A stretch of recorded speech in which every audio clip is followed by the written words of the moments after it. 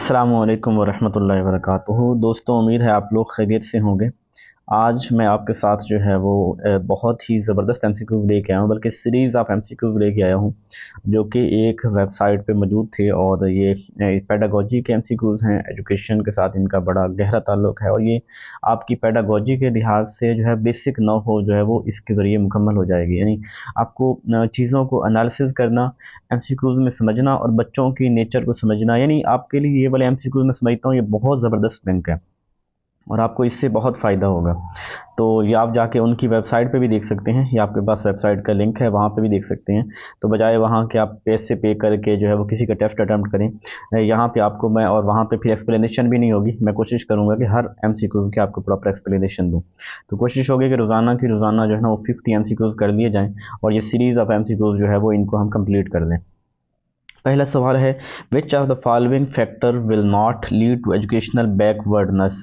कौन सी चीज़ है इसमें से कि जो एजुकेशनल बैकवर्डनेस की जो ना, यानी हमें एजुकेशन बैकवर्ड की तरफ नहीं लेके जाती, यानी हमारी एजुकेशन के अंदर कमी का सबब नहीं बनती, हमें एजुकेशन के अंदर पीछे नहीं धकेलती। कौन सी? Poor socio economic status of family. यानी यहाँ पे ये तो सारी चीज़ें लेके जाती हैं, तो कौन सी चीज़ नहीं लेके जाती? यानी ये एजुकेशन की तरफ ये चीज़ें धकेलती हैं, कौन सी चीज़ें एजुकेशन की तरफ हमें नहीं लेके जाती, यानी वो इस चीज़ की काज नहीं बनती, सबब नहीं बनती।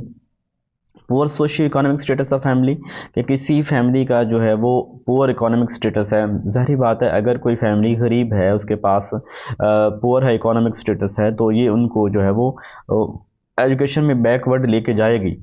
क्योंकि पैसा, आपको अच्छे इदारों में पढ़ाना है अपने बच्चों को, तो आपको पैसे चाहिए। आपको तालीम तालीम ना ही अब कमर्शलाइज हो चुकी हुई है, तो आपको तालीम के लिए जो है वो आपका इकोनॉमिक स्ट्रॉन्ग होना ज़रूरी है।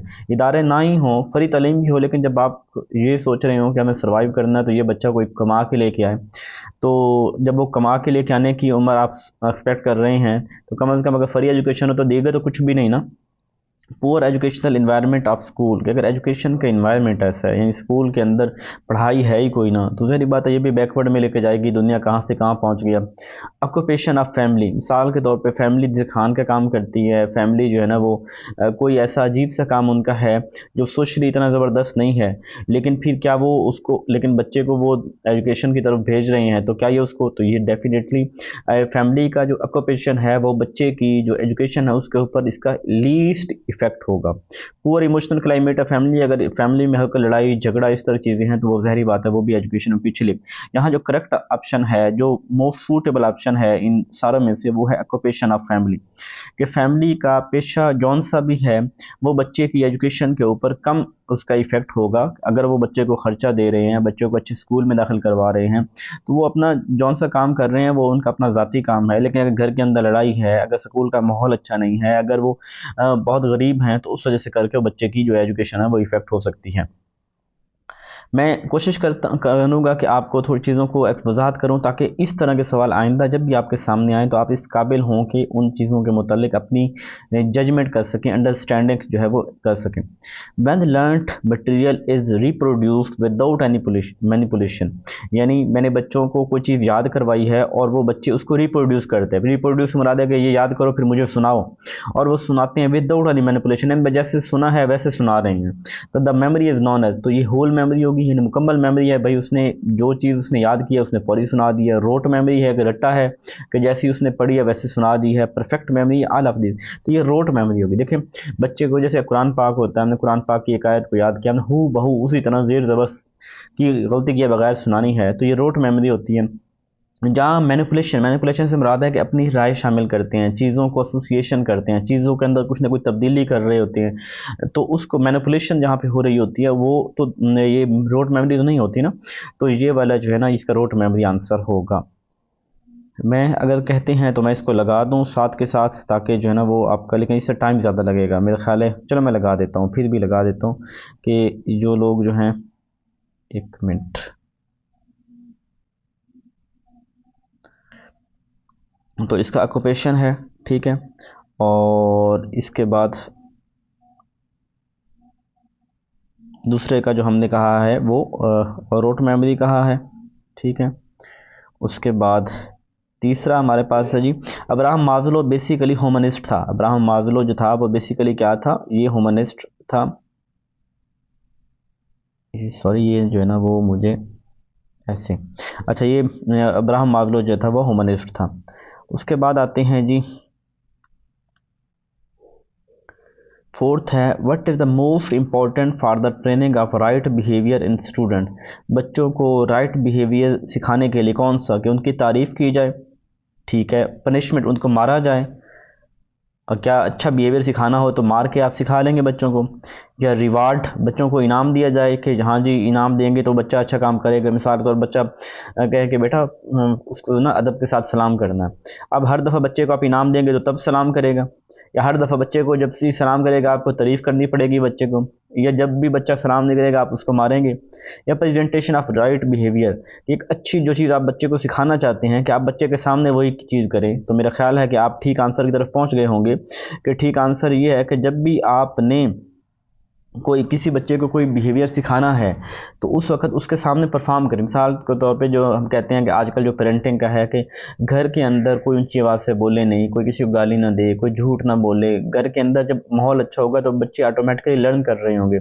हम अपने बच्चों को अच्छे इदारों में ये भेजते हैं कि वो वहाँ पे जो है ना वो अच्छे लोग आते हैं, तो वो वहाँ पे अमीर लोगों के बच्चे होते हैं, सुलझे हुए बच्चे होते हैं, तो हमारे बच्चे भी इस माहौल से सीखते हैं। तो ये इस वजह से करके हैं। उसके बाद जी अगला क्वेश्चन है, ये इस तरह मुझे लगाने में ना थोड़ा टाइम लग रहा है तो बर्दाश्त कीजिएगा मुझे। वैसे भी आप बर्दाश्त तो करते ही हैं, रोज़ाना सुन सुन के ना आपके कान पक गए होंगे ये निशान साहब को सुन सुन के। अल्लाह ताला आपको इसका जो है अजर देगा। हम तो कोशिश ही कर सकते हैं, और उम्मीद है कि कहीं ना कहीं ये जो दरख्त हैं इनके ऊपर फल भी लगेगा। विच of the following is not the level of teaching. Teaching के अंदर कौन से वो तीन लेवल, मैंने ये कल ही मैंने जो जूम वालों जो स्ट्रेंथ वालों को मैंने ये वीडियो पढ़ाई थी कि which are the following is not the level of teaching. Teaching के अंदर कितने लेवल होते हैं, मेमोरी लेवल, अंडरस्टैंडिंग लेवल और रिफ्लेक्टिव लेवल। ये डिस्क्रिप्टिव लेवल तो हमने कोई नहीं पढ़ा था, ठीक है, ये डिस्क्रिप्टिव लेवल तो हमने कोई नहीं पढ़ा था, तो ये डिस्क्रिप्टिव होगा जो इसका अंडरस्टैंडिंग। मेमोरी लेवल के अंदर चीज़ों को याद करना, अंडरस्टैंडिंग में चीज़ों को कंप्लीट उसकी अंडरस्टैंडिंग समझना, कंप्रीहेंड करना, और रिफ्लेक्टिव के अंदर फीडबैक, अपनी ज़ात की रिफ्लेक्शन, उन बच्चों की रिफ्लेक्शन आता है कि नहीं, क्या समझ आई है, क्या चीज़ें बेहतर करने की ज़रूरत है, इवैल्यूएशन वाली चीज़ आ जाती है। उसके बाद जो है instincts are classified in 14 types. मैंने आपको ना मोटिवेशन की थ्योरीज पढ़ाई थी, मोटिवेशन की थ्योरी मैंने आपको इंस्टिंक्ट थ्योरी पढ़ाई थी, जिबिल्लत फितरत। तो वो जिबिल्लत वो फितरत वो दी थी थ्योरी MC डोगल ने, ठीक है, किसने दी थी, MC डोगल ने। और MC डोगल उस थ्योरी के अंदर क्या कहता है कि उसने टोटल यहाँ पे तो लिखे ना 14, लेकिन बेसिकली उसने 18 दी थी, ठीक है। MC डोगल ने कितनी दी थी, 18 उसने दी थी। फितरत के अंदर जो चीज़ें हमारी हैं ना जो हमें मोटिवेट करती हैं, तो वो 18 उसने चीज़ें बताई थी। बहरहाल आप इतने भी याद कर लें तो ये काफ़ी रहेगा।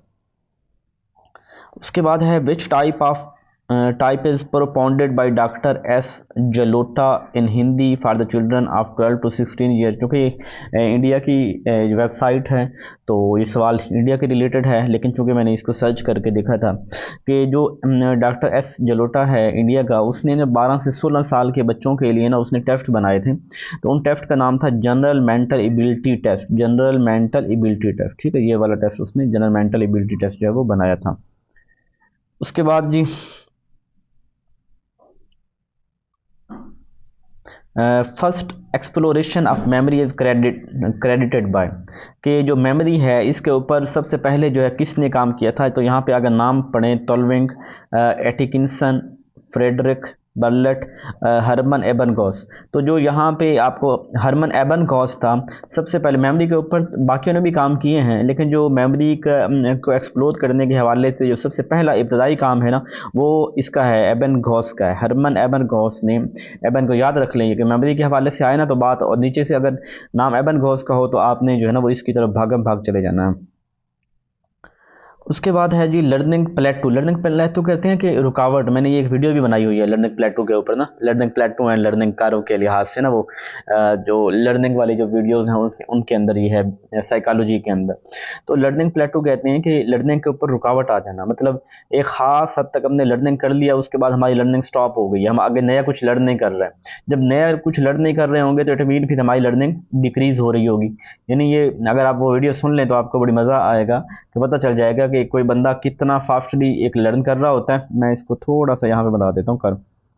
ये देखिए मेरे पास ना, हम ये लर्निंग बड़ी ज़बरदस्त जा रही है। इधर मैंने टाइम लगा दिया, इधर मैंने लर्निंग कर दी, तो बड़ा फास्टली मैं जो है थोड़े टाइम के अंदर जो है ना, बल्कि ये यहाँ तो इधर लर्निंग इधर कर लेते हैं, इधर टाइम कर देते हैं, तो ऐसे बड़ी फास्टली लर्निंग जा रही है। अब यहाँ पर जाकर ना ऐसी कर्व हो जाती है सीधी स्ट्रेट, यानी इस तरह करके ऐसे अब सीधी जा रही है। इसका मतलब है कि लर्निंग रुक गई है। लर्निंग क्या है, रुक गई है। टाइम आगे चल रहा है, टाइम यहाँ पे टाइम है, टाइम चल रहा है, लेकिन लर्निंग जो है वो क्या है, वो रुक गई है। फिर लर्निंग इसे कहते हैं arrested growth in learning, learning के अंदर स्टॉप आ गया। फिर जो है ना, अगर मैं इसको कुछ टाइम जब ऐसे ही हमेशा नहीं चलेगी, बल्कि ये यहाँ पे ऐसे आना शुरू हो जाएगी। इसका जब हम पढ़ेंगे नहीं तो लर्निंग की क्या है, वो डिक्लाइन होना शुरू हो जाएगी। क्या हो जाएगी, टाइम के साथ। तो बदल आपने याद रखना है कि अरेस्टेड ग्रोथ इन लर्निंग जो है वो लर्निंग इसको बोलते हैं, arrested growth in learning. Learning plateau, plateau रुकावट होती है। Which of the following is not a characteristics of inclusive education. Inclusive education क्या होती है कि जहाँ पे सम यानी माइनर जो स्पेशल बच्चे हैं वो भी आम बच्चों के साथ जो है वो मिल के पढ़ रहे होते हैं। यानी मेरी क्लासरूम के अंदर एक बच्चे को नज़र नहीं आता, एक बच्चे को कम सुनाई देता है, एक बच्चे को कोई और किसी किस्म का हैंडीकैप प्रॉब्लम है, किसी को थोड़ा बहुत जो है ना स्लो। अब ये सारे बच्चे मैं एक ही क्लासरूम के अंदर जब पढ़ा रहा हूँ, तो ऐसे क्लासरूम को इंक्लूसिव एजुकेशन कहते हैं। तो कहता है कि कौन सी जो इंक्लूसिव एजुकेशन की खसूसियत नहीं है, it enhances learning only for student with special need, कि ये जो है ना वो लर्निंग सिर्फ उन्हीं के लिए है जो स्पेशल बच्चे हैं। It is the shift in service from the care of disable children to their education and personal development, कि ये सर्विस देना है जो डिसेबल बच्चे हैं, जो उनकी डेवलपमेंट में। ये बात तो ठीक है। Inclusive education is continuous process not an achieved start और प्रोडक्ट। ये कंटिन्यूस प्रोसेस है एजुकेशन, बिल्कुल ये एजुकेशन का प्रोसेस ही कंटिन्यूस है। इट सीव्स to maximize the potential of all student, के तमाम बच्चों का पोटेंशियल। तो कौन सी चीज़ नहीं है कि ये सिर्फ स्पेशल एजुकेशन के बच्चों के लिए नहीं है, ठीक है ना। ये बात याद रखनी है कि जो अकेले स्पेशल एजुकेशन के बच्चे हैं, ये इंक्लूसिव एजुकेशन सिर्फ उनके लिए नहीं है, बल्कि इसके अंदर हमारे पास जो है वो इनका जो डिसेबल चिल्ड्रन जो हैं वो हमारे पास होते हैं। इसके अंदर हमारे पास जो इंक्लूसिव कंटिन्यूस प्रोसेस है, यानी not an achieve state of or product, कि ये जो है ना वो चलता रहता है हमेशा, ठीक है। मैक्सिमाइज, यानी ये तीन जो ऑप्शन हैं, ये तीन ऑप्शन तो उसके ठीक वाले हैं। उसने चूंकि हमें पूछा है नॉट पूछा है, तो ठीक है, नॉट पूछा है तो इस वजह से करके, तो इस नॉट की वजह से करके हम उसको जो है वो कर लेते हैं। अच्छा जी, आगे है in an inclusive classroom a teacher dash individualised education plan, कि इंक्लूसिव एजुकेशन के अंदर टीचर इंडिविजुअलाइजेशन एजुकेशन प्लान का मतलब क्या करना चाहिए। शुड नॉट प्रिपेयर, कि उसको हर बच्चे के लिए अलग से लेसन प्लानिंग या इसके हर बच्चे से अलग के लिए प्लानिंग नहीं करनी चाहिए। शुड ओकेजनली, पर कभी कभार उसे कभी जो बच्चों के लिए स्पेशल या अलग एक एक बच्चे के लिए करना चाहिए। शुड एक्टिवली प्रिपेयर, कि हर बच्चे को उसको मद्देनजर रख के हर एक के लिए उसको जो टीचर वो इंडिविजुअलाइज के उसने सोचना चाहिए कि वो मेरी क्लासरूम के अंदर फलां बहरा है, फलां मेरी क्लास में गूंगा है, फलां मेरी क्लास के अंदर अंधा है। मतलब ये जो बच्चे हैं फलां मेरी क्लास के अंदर इस तरह के कम उनको माइनर डिसेबिलिटीज़ हैं, तो मैं उनको लिए जो है ना वो प्रिपेयर उनको मैं अलग सोचूं, या डिस्करेज करना चाहिए उनकी प्रिपरेशन को। तो ये हमारे पास जो है यहाँ पे ये ऑप्शन आएगा कि उसे हर टीचर को हर एक बच्चे को मद्देनजर रखना चाहिए। मेरी क्लास में फलां फलां बच्चे हैं और उनके लिए मेरे पास क्या जो है वो इंस्ट्रक्शन प्लान होना चाहिए, कैसे मैंने उन बच्चों को पढ़ाना है। A right of children to free and compulsory education Act 2009 ensure the right of children with disability to free education from। ये स्पेशल एजुकेशन का सवाल है कि अब देखो हमारे पास 25A आर्टिकल है, जिसके अकॉर्डिंग हमने कहा था कि 6 year to 16 year and class 1 to class 10th जो है वो एजुकेशन फ्री ऑफ कास्ट होगी और ये गवर्नमेंट प्रोवाइड करेगी। अब जब ये जो 2009 के अंदर compulsory education act CEA compulsory education act आया था 2009 के अंदर, और उसके अंदर कहा गया था कि वो जो स्पेशल बच्चे हैं उनकी 6 से 18 साल है, हमारी जो ठीक हैं उनके लिए 6 से 16 साल थी, और ये 6 से 18 साल तक की तालीम जो है वो उनको फ्री ऑफ कास्ट दी जाएगी, उनसे कुछ चार्ज नहीं किया जाएगा। Which disorder is related to problem in paying attention. अब देखिए डिसलेक्सिया और डिसग्राफिया जैसे लिखने का है, डिसकैलकुलिया जिस तरह वो कैलकुलेट करने का है, वो डिसलेक्सिया था, उसका वर्ड्स का था डिसलेक्सिया, राइटिंग का था, राइटिंग नहीं शायद पढ़ने का था, रीडिंग डिस। और ADHD होता है attention disorder hyper attention, ADHD attention disorder and hyper इस तरह है, यानी इसके अंदर बच्चा अटेंटिव नहीं होता, तो मुझे भूल रहा है, हालांकि पढ़ पढ़ के बार बार ना अटेंशन हाइपर डिसेक्टिव इस तरह का है। अच्छा, तो ये जो है ना ये वाला होगा कि जिसके अंदर जो है वो बच्चा जो है वो अटेंशन एक चीज़ के ऊपर फोकस नहीं रख सकता।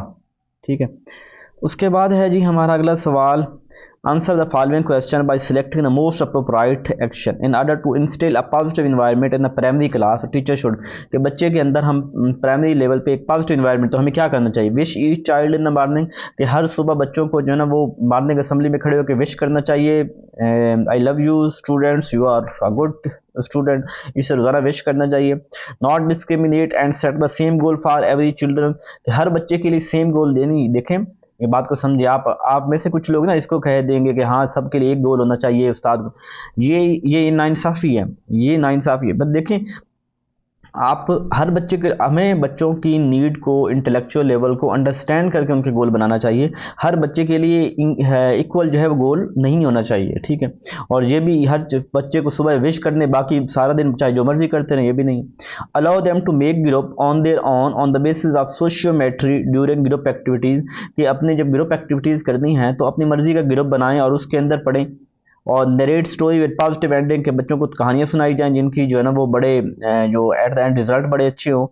ये भी देखिए, हमें मोस्ट सूटेबल में जाना है तो ये अच्छा है कि पॉजिटिव इन्वायरमेंट क्रिएट करना है ना, तो पॉजिटिव इन्वायरमेंट के बच्चों को जो है ना उनको पढ़ाए, और जब उन्होंने एक्टिविटीज़ करनी है अपनी मर्जी की ग्रुप खेले भी सही और साथ में वो पढ़ाई भी कर लेंगे। तो अगर उनको ये स्टोरी सुनाना ये अकेला पॉजिटिव इन्वायरमेंट क्रिएट करने के लिए काफ़ी नहीं है, और ये हर बच्चे को विश करना या उनको ये वाली बाकी चीज़ों से ये बेहतर आंसर है। अच्छा, फिर अगला है जी assessment for learning. Assessment for learning क्या होती है, जो हम ड्यूरिंग क्लासरूम असेसमेंट कर रहे होते हैं। Take into account the following except, कि उसके अंदर हम सब कुछ करते हैं सिवाय किसके, लर्निंग स्टाइल ऑफ स्टूडेंट, के बच्चों को स्टाइल को देखते हैं, स्ट्रेंथ ऑफ स्टूडेंट बच्चों की स्ट्रेंथ को देख के असेसमेंट करते हैं, नीड ऑफ बच्चों की नीड को देख के करते हैं, मिस्टेक्स ऑफ स्टूडेंट के उनको जनाब उनकी गलतियों को देख के हम असेसमेंट करते हैं। तो मिस्टेक्स के बाद जो होता है ना वो डिफिकल्टी लेवल में हम देखते हैं। लेकिन जब भी आपने असेसमेंट करनी है, असेसमेंट आपने क्लास फॉर्मेटिव असेसमेंट करनी है, फॉर्मेटिव होती है जो क्विज की सूरत में, असाइनमेंट की सूरत में, सवाल और जवाब की सूरत में, डिस्कशन की सूरत में क्लासरूम के अंदर आप करते हैं फॉर्मेटिव असेसमेंट। अब उसको करते हुए जब आपने वो असेसमेंट करनी है तो आपको उसको ज़हन में रखना है कि क्या ये बच्चों का स्टाइल लर्निंग का क्या है, उस तरह का बच्चों की जो ना वो स्ट्रेंथ कितनी है, जितनी स्ट्रेंथ है उसके मद्देनजर रखना है, उनकी नीड को मद्देनजर रखना है। मिस्टेक्स ऑफ स्टूडेंट, जो बच्चों की गलतियां हैं, गलती आई थिंक डायग्नोस्टिक के अंदर होती हैं कि बच्चों की जो गलतियों को हम देख रहे होते हैं ना, तो डायग्नोस्टिक के अंदर होने, इनकी डिफ़िकल्टीज़ वगैरह को देख रहे होते हैं। तो यहाँ पे जो मेरे नज़दीक जो आंसर होना चाहिए वो हम ये कह सकते हैं मिस्टेक्स ऑफ स्टूडेंट की बात कर सकते हैं। और इसके अलावा और थोड़ा सोचे पॉन्डर करें, नीड ऑफ स्टूडेंट तो डेफिनेटली है, बच्चों की नीड के अकॉर्डिंग सवाल करने चाहिए।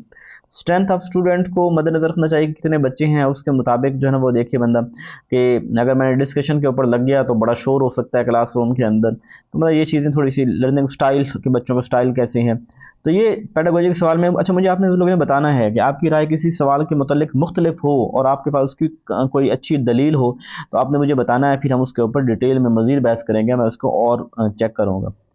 बाई विच ऑब्स्ट्रक्शन, ऑब्स्ट्रक्शन कहते हैं रुकावट को, the process of inspiration can never begin, कि कौन सी रुकावट है जिसकी वजह से इंस्पायरेशन जो है ना बच्चों के अंदर वो बिगिन शुरू नहीं हो सकती। रेवोल्यूशन, देखो रेवोल्यूशन तो अच्छी चीज़ है कि अगर आपका मेरे मिसाल के तौर पे मैंने साल 2024 के टारगेट लिखे हैं कि 2024 के अंदर मैंने ये अचीव करना है। अब 2024 के जो मैंने टारगेट लिखे हैं ये तो मुझे मोटिवेट करेंगे कि मैं जब भी देखूँगा 2024 के रेवोल्यूशन, तो ये मुझे मोटिवेट करेंगे कि यार मुझे और काम करना है। पनिशमेंट, क्या मार जो है ना वो जो है ना वो रुकावट है कि हम नहीं, खौफ जो है ना, खौफ एक फौरी तौर पे मोटिवेशन है कि मुझे ना किसी का डर है और मैं कर लूँ फौरी तौर पे, लेकिन लॉन्ग टर्म के लिए कभी भी जो है ना ये काम नहीं करती। तो ये नीड को भी हम जो है ना वो देखते हैं। अब मैं कोई काम करता हूँ तो मुझे मोटिवेट करती है, मेरी ज़रूरत मोटिवेट करती है कि यार मुझे ना मेरे बहुत से मसाइल हैं, मुझे पैसा कमाना है, बहुत गुर्बत है, ये वो, अब वो मुझे मोटिवेट कर रही है। अप्रिसिएशन करना, लोगों को जो है वो मोटिवेशन अप्रिसिएट करना, वे भी उनको आगे लेके जाने के लिए, यानी पनिशमेंट जो है ना वो मसले का हल नहीं है, मारना मसले का हल नहीं है। What does inclusive education stand? Inclusive education कहते हैं जब मॉनिटरिंग मेंटोरिंग 90 स्टूडेंट क्लासरूम के 90 स्टूडेंट को नहीं भाई 90 इंक्लूशन आप physically mentally challenge learner in the classroom के इन जो मेंटली चैलेंज होता है फिजिकली उन लोगों को क्लास में डील करना, including parent in classroom teaching, भाई क्लासरूम के अंदर वालदैन को लेके आना नन ऑफ दी, तो ये वाला ऑप्शन जो है वो ठीक होगा कि इंक्लूसिव एजुकेशन के अंदर जो होता है वो मेंटली और जो स्लो लर्नर जो फिजिकल वो लोगों को हम क्लासरूम के अंदर लेके आते हैं। अच्छा यहाँ पे आपने बताना है जी कि कौन का ऑप्शन ठीक है, यानी बताना है क्रिएटिव चाइल्ड कौन सा होगा। If she proposes alternative to solution, कि अगर वो बच्चा ज़हीन होगा जिसके पास किसी मसले का जो सोल्यूशन उसका अल्टरनेटिव सोल्यूशन होगा, मुतबादिल सोल्यूशन होगा, बिल्कुल ठीक है, ये वाली बात हम कह देते हैं कि वो बच्चा जिसके अल्टरनेटिव सोल्यूशन होगा वो ठीक है। फिर दूसरा हम देखते हैं जी, कहते हैं if she shows no to risk taking activity, कि वो कोई रिस्क नहीं, देखें जब क्रिएटिविटी तो यही है ना कि आप रिस्क लेते हैं, आप काम स्टार्ट करते हैं, तो अगर आप रिस्क नहीं ले रहे आप कहाँ के भाई क्रिएटिव हुए, तो ये बात तो गलत हो गई। अच्छा if she has a high level of curiosity, हाँ जो ज़हीन बच्चा होता है उसे बहुत क्यूरियस हो जानना चाहता है हर चीज़ के हवाले से कि यार इसका क्या है, ये क्यों है, ऐसा क्यों है, जानना चाहता है। If she has more tolerance power of ambiguity, कि उसको जो है ना उसके अंदर ज़्यादा टॉलरेंस पावर होती है किसी एम्बिग्यूटी के अंदर, तो ज़ाहिर बात है जब कोई मसला आता है कोई तो वो बड़ी तहम्मुल का मुजाहरा करता है, तो ये चीज़ जो क्रिएटिव बच्चा है ये वाला ऑप्शन जो है इसका करेक्ट है, बाकी ऑप्शन उसके जो है वो रॉन्ग होंगे। 9 है, as a teacher in your class you observed a student who demonstrate high level of language development and verbal ability, कि एक आपकी क्लास में एक बच्चा है वो बहुत ज़बरदस्त उसकी लैंग्वेज डेवलपमेंट भी बड़ी ज़बरदस्त हुई है और वर्बल एबिलिटी भी उसकी बोलने की लैंग्वेज की बड़ी कमांड है। इन विच कैटेगरी वैल्यू क्लासीफाइड, के मोरॉन है, एम्बिसाइल है, इडियट है। आपने वो जो है ना वो मैंने अपना इंटेलिजेंस के अंदर चार्ट भी दिया हुआ है कि कौन कितने लेवल पे ये उसकी होती है, तो ये मोरॉन है, एम्बिसाइल है, इडियट है, ये सारे तो बिलो एवरेज आते हैं। अब ये लोग तो वो लोग हैं जो कुंज़ेन है, ये क्या है कुंज़ेन है। अब कुंज़ेन जो बच्चे हैं वो कहाँ पे जो है ना वो कुछ करें, तो ये वाला जनरल इंटेलेक्चुअल एबिलिटी के जिनकी इंटेलेक्चुअल एबिलिटी ठीक होगी वही बच्चे जो हैं वो बेहतर जो है वो परफॉर्म कर सकेंगे। If a children is consistently getting lower grade in school, अगर बच्चे मुसलसल क्लासरूम के अंदर थोड़े ग्रेड ले रहे हैं, her parents can be advise to help her by, तो उसके जो पेरेंट्स हैं उन्हें क्या करना चाहिए, कैसे बच्चे की हेल्प करनी चाहिए। Working in close association with teacher, कि वो टीचर्स के साथ क्लोज एसोसिएशन जो है वो कायम करें। भाई बच्चा आपका कम नंबर ले रहा है और तो बच्चे को कुछ कहने के बजाय आप जाके टीचर को पकड़ लें, भाई हाँ टीचर के साथ अच्छा प्यार मोहब्बत शुरू कर दें। With holding mobile phone movies comics and extra time for play, बच्चे से जो है ना बच्चे के नंबर कम आ रहे हैं तो आप बच्चे को कहें चल जी मोबाइल रख दो, नहीं उठाना, मूवी नहीं देखनी, कॉमिक एक्स्ट्रा टाइम प्ले वाला वो ले लेंगे, इससे तो बच्चा ज़्यादा जिच होगा, उसकी प्रोग्रेस ज़्यादा लो होगी। Narrate her the hardship of life, के उसके सामने आप ज़िंदगी की मुश्किलात की बात करेंगे। For those who don't possess proper education, और उसे बताएंगे कि वो लोग देखो जो एजुकेशन हासिल नहीं कर रहा है किस वजह से नहीं कर रहा है। या forcing her to work hard at home, के उसे फोर्स करेंगे। अब फोर्स वाली बात तो पेडागोजी मानती नहीं है, फोर्स तो हमने कभी बच्चे को करना ही नहीं है, ठीक है। क्लोज टीचर के साथ क्लोज एसोसिएशन भी कायम करना, वो भी कोई नहीं है कि टीचर के साथ कर लें, बात तो सिर्फ बच्चा कम ग्रेड ले रहा है तो हम उन्हें बच्चे को देखना है। अब ये आप दोनों की तरफ आ सकते हैं, लेकिन यहाँ पे जो चीज़ है ना, अगर मोबाइल फ़ोन ये चीज़ें बच्चे से वापस ली जाएं तो ऐसी चीज़ें जो हैं वो बच्चों को जो है ना वो जिच कर देती हैं। हमें बच्चों को पहले समझाना ज़्यादा मकसूद है, पेडागोजी कहती है बच्चों को समझाया जाए ना कि बच्चों को इम्प्लीमेंट किया जाए। ये जो कोई चीज़ वापस लेना इसे पनिशमेंट में के अंदर आता है, तो ये पनिशमेंट के अंदर जब यानी आपको प्यार से कुछ चीज़ें करते हैं तो फिर है कि नरेट करते हैं कुछ टाइम, अगर यहाँ पे कहता है ना कि कुछ ऐसा कम कर देते हैं फिर था, तो मेरा आंसर जो है वो इसकी तरफ जाया जाता है। दोनों ही किसी हद तक ठीक हैं, लेकिन जो मोस्ट सूटेबल है कि बच्चों को मोटिवेट करें, उसको बताएं बेटा आप खुशकिस्मत हैं जिनको हम एजुकेशन करवा रहे हैं, वरना आज के दौर में लोग अपने बच्चों को दुकानों पर खड़ा कर देते हैं, लोग अपने बच्चों को काम करवाते हैं इस तरह करके। उसके student construct a lot of intuitive theories about natural phenomena, एक बच्चा है इंट्यूटिव कहते हैं वजदानी, ऐसे ही जो है ना वो उसके बच्चा एक जो है ना वो कहानियाँ लेके आता है, इंट्यूटिव थ्योरीज जो है वो नेचुरल फिनोमेना मुख्तलिफ माहौल के मुताबिक कुछ कहानियाँ लेके आता है। टीचर क्या करना चाहिए, और discourage the student for doing so, कि बच्चे को डिस्करेज करना चाहिए, हाँ ये कहाँ से स्टोरियाँ घड़ के आ जाती हो। ये punish the student for constructing their own conceptual that don't confine to the textbook, कि उसको हम मारें, हाँ भाई तूने क्यों लेके आया वो चीज़ जो टेक्स्ट बुक में मौजूद ही नहीं है, तो वहाँ से कहाँ से एग्जाम्पल घट के आ जाता है। ये भी encourage the student to share these preconception, के बच्चे को कहें कि जो प्री कंसेप्शन आपके हैं एंड इन सबको जो है ना अपने टीचिंग लर्निंग पेडागोजी के अराउंड उसके गिर्द लेके आओ, ठीक है। यानी अब बच्चा देखें वो कुछ सोचता है, कोई कहानी लेके आता है, तो मैं कहता हूँ बच्चा जो हम क्लासरूम में पढ़ते हैं ना, आप उन कहानियों को इनके साथ रिलेट करो, ये आपकी अच्छी एग्जाम्पल सेट हो जाएंगे, आपके कंसेप्ट क्लियर होंगे, तो ये बात ठीक है। इग्नोर करें इन स्टोरीज को और अपना पढ़ाते रहें, तो इग्नोर करना भी कोई अच्छी चीज़ नहीं है, कहीं कहीं इग्नोर भी करना चाहिए, कि ये वाली इग्नोरिंग ठीक नहीं है। While teaching for conceptual understanding teacher, जब आप कंसेप्ट पढ़ा रहे हो बच्चों को, तो आपको किन चीज़ों को मद्देनजर रखना चाहिए। Build connection with previous knowledge of the learner, कि आपको जो प्रीवियस नॉलेज है उसके साथ जो कनेक्शन पैदा करना चाहिए, तो बात तो ठीक है, जब भी आप पढ़ा रहे हो अगर आप प्रीवियस के साथ कनेक्शन पैदा करते हैं तो आप अच्छी टीचिंग कर सकते हैं। अच्छा, but avoid giving non example and exception, भाई एग्जाम्पल नहीं देनी, तो गलत बात है। Use the method of direct instruction, अच्छा मेथड नहीं है, लेक्चर मेथड सीधा उसके बाद, ये इतना अच्छा मेथड नहीं है। Make provision of assessment of learning, उनकी एट द एंड असेसमेंट की जाए, असेसमेंट फार की जाए, फॉर्मेटिव असेसमेंट की जाए, उससे उनकी लर्निंग जो है ना वो कंसेप्ट बेहतर होंगे, बल्कि नहीं उसका जो है ना वो उनको आसान से मुश्किल, और उनको पहले पिछला कंटेंट रिवाइज किया जाए फिर अगला पढ़ाया जाए, इस तरह जो है ना वो अच्छी लर्निंग होती है बच्चे की।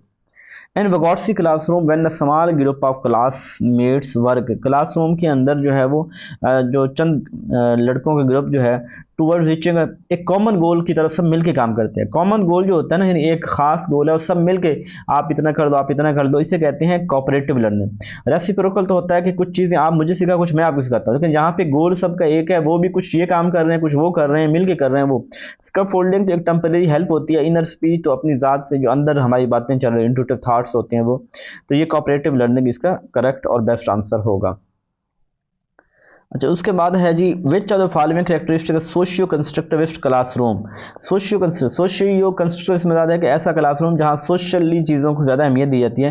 फिक्स सीटिंग अरेंजमेंट, भाई अगर हमने फिक्स सीटिंग अरेंजमेंट कर दे, फिर सोशल कहाँ से रहा। सोशल तो होता है भाई बच्चों को घुलने मिलने का मौका दिया जाए। अब मैं उनको एक हाँ जी आपने यहाँ बैठना है, आपने उसके पास नहीं जाना, तो फिर ये तो सोशियो कंस्ट्रक्टिविस्ट तो ना हुआ ना। मैं कहता हूँ teacher giving instruction and expecting the learner to be passively obedient, उस्ताद बच्चों को पढ़ाता है और कहता है कि आपने वैसे ही जैसे मैंने बताया है आपने इसी तरह मेरी जो है ना वो बात को मानना है, तो ये वाली बात कहाँ, ये इसके अंदर कहाँ पे है, सोशियो तो ना हुई। Memorisation of the fact by the learner, कि जो मैंने बातें आपको कही हैं इनको रट्टा लगाओ, ये भी बात ठीक ना हुई। लर्निंग न discussing on topic while working group, के बच्चे जो है वो ग्रुप के अंदर उस टॉपिक के ऊपर डिस्कशन करें, तो ये वाली सोशियो कंस्ट्रक्टिव अप्रोच है, कि सोशियो में एक दूसरे से राब्ते करके एक दूसरे से सीखना, ये वाली अप्रोच ठीक है। उसके बाद ये है, in order to facilitate long term remembrance of a particular content, कोई खास कंटेंट है जो आप बच्चों को पढ़ाना चाहते हैं और आप चाहते हैं कि बच्चे लॉन्ग टर्म उसको याद रखें, उन चीज़ों को याद रखें। विच of the following strategy should be avoided by teacher, कौन सी चीज़ों को टीचर को छोड़ देनी चाहिए। अप्लाइंग नोमेनिक्स, के बच्चे को टीचर को नोमेनिक्स जो है वो पढ़ाने चाहिए, तो डेफिनेटली नोमेनिक्स क्या होती है कि जिसके अंदर हम कह देते हैं कि कोई एक ना वोकेबुलरी बता देते हैं, तो जैसे वो हम कहते हैं हाँ जी कौन कौन शादी पे आ रहा है, हम कहते हैं MBBS, मियाँ बीवी बच्चों समेत, मैं मजाक कर रहा हूँ। इस तरह आप कोई ना कोई चीज़ों को ना ऐसे 2-3 हरूफ के अंदर ना पीछे बड़ी बात छुपा लेते हैं। वैसे मैं इसका कोई मुझे एग्जैक्ट वर्ड नहीं याद आ रहा, और तो इस तरह करके ना, यानी जिसके न्यूमेरिक्स की एक चीज़ के पीछे हम जो है ना एब्रीवेशन बोल के ना तो वो उसके पिछली बात उसकी छुपी होती है, जिसे एब्रीवेशन टाइप होते हैं, तो या पीछे कोई एक फिक्रा बना लिया और उस फिक्रे की बुनियाद पे हमने एक बात कर लेते हैं, तो न्यूमेरिक्स हेल्प करते हैं। तो जब हम न्यूमेरिक्स की तरह बात कर रहे होते हैं ना, तो उससे हमें चीज़ें जो है ना वो याद रहती हैं। वो चीज़ें मतलब एक बड़ी बात को याद करना मुश्किल हो रहा हो तो हम जो है ना वो उसको छोटे वर्ड को बोल लेते हैं।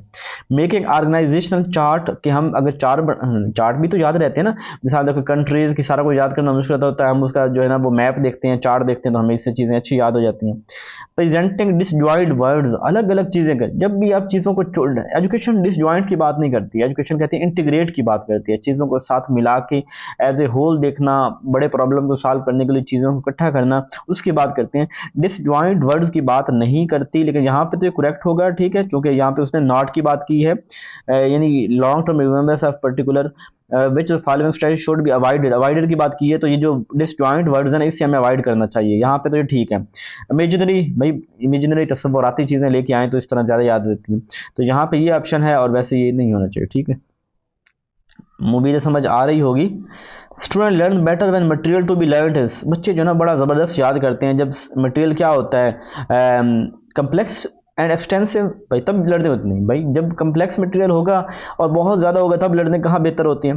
कनेक्टिंग विद एग्जिस्टिंग नॉलेज, ये ठीक है कि जो हमारा पहले नॉलेज है उसके साथ कनेक्ट किया जाए। डिसऑर्डरली एजुकेशन डिसऑर्डर की बात कभी भी नहीं करती, वो तो कहती है चीज़ों को जोड़ा जाए, चीज़ों को इंटीग्रेट किया जाए, चीज़ें ऑर्गेनाइज हों, ये नहीं होगा। Disparate to the socio cultural, ये जो इसको मायूस या डिस्परेट इसको रोका जाए जो सोशियो कल्चरल, नहीं भाई ये वाला इसका करेक्ट आंसर होगा। ठीक है, अच्छा जी, उसके बाद मेरे ख्याल अब इतना ही काफ़ी है, थक सा गया हूँ।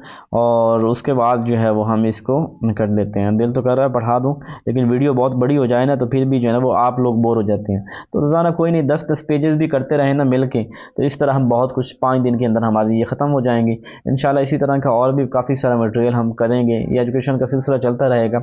इवन मेरा इंशाल्लाह मेरी ये ख्वाहिश है कि जो मेरे यूट्यूब चैनल के ऊपर एक दफ़ा इन सारी वीडियोज़ को सुन लेगा, जो मेरा कंटेंट है उसको सुन लेगा, तो उसको एजुकेशन का कोई एग्ज़ाम मिस नहीं होगा इसका इंशाअल्लाह। अल्लाह ताला की तौफीक से। अपना ख्याल रखिएगा, जज़ाकल्लाह।